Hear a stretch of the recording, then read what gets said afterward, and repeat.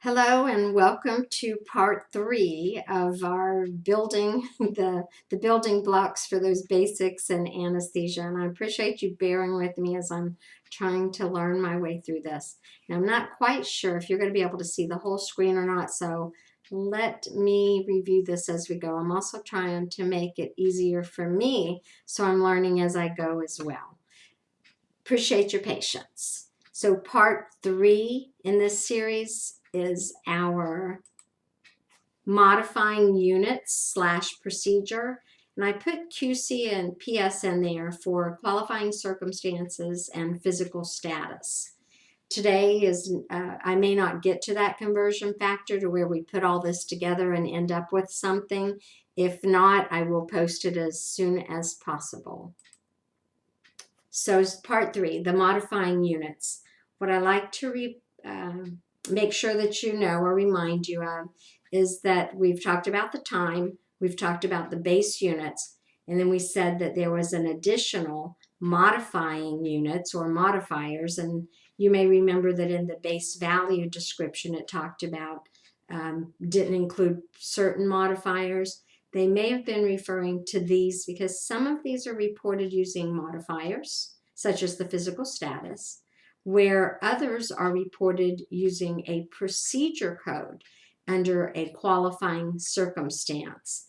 So let's look at these real quick so you get a good understanding of them. The physical status modifiers are P1 through P6.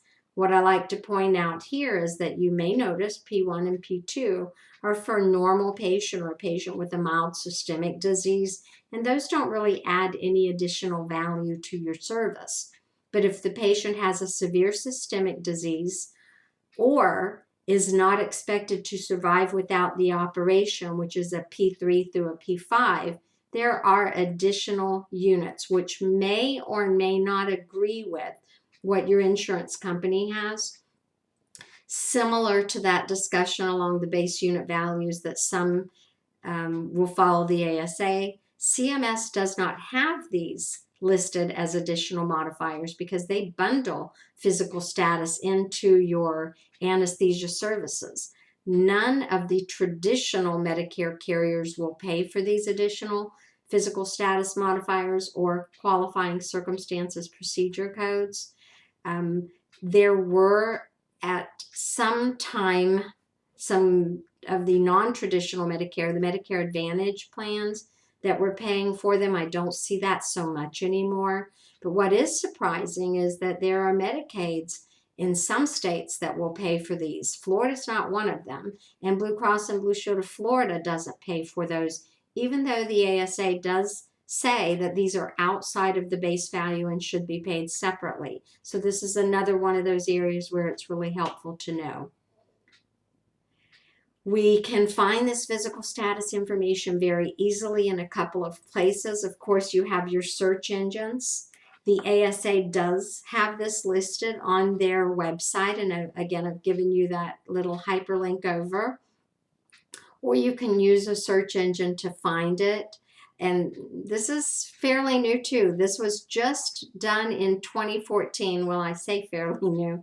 Prior to 2014, if I was trying to find examples of what a physical status modifier might be supported by, I had to go to veterinary websites because there was really nothing out there for a very long period of time. So those of you who are new to the industry or old to the industry and didn't realize that we now have this resource, hopefully you will find this helpful.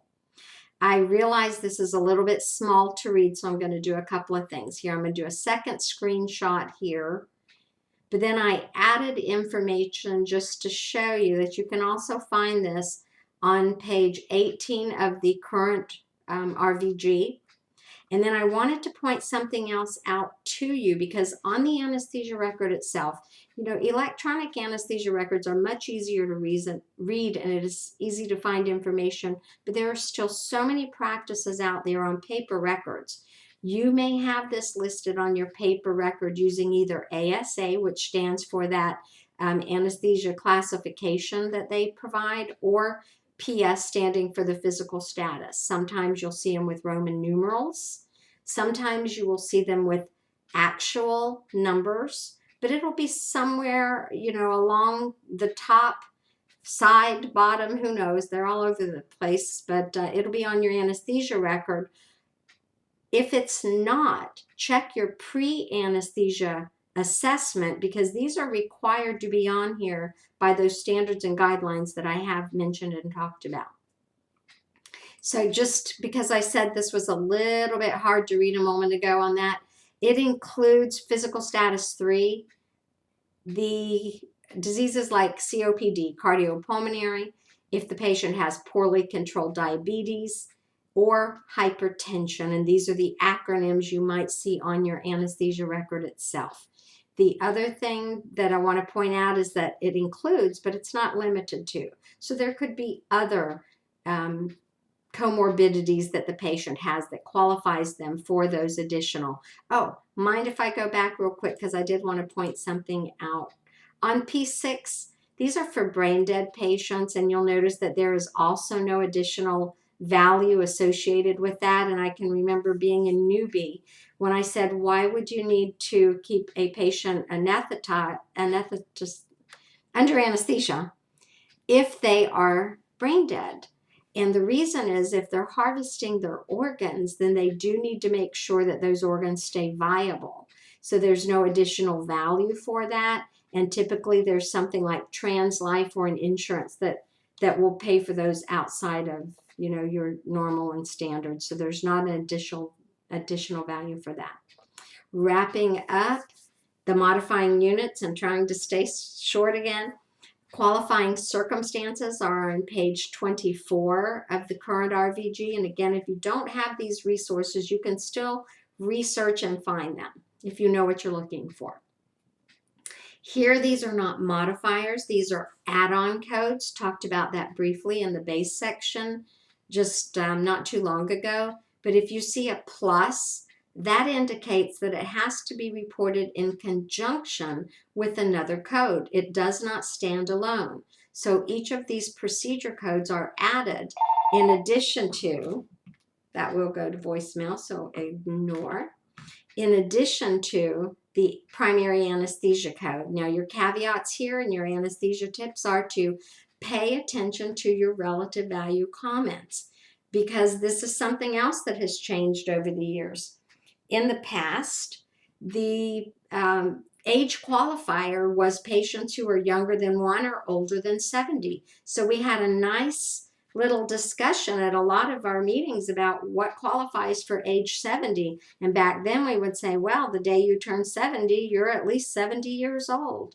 Well, now the RVG qualifies that to say if you're at least 70 and 1 day old. So they make it just 1 day harder for us. So if the patient's 70th birthday is the day where they're having them, and let's just pretend that they're a working elderly so that they have a primary insurance that is not Medicare, then you would not be able to capture that 99-100 unless it was the day after their birthday. And I want to mention something here.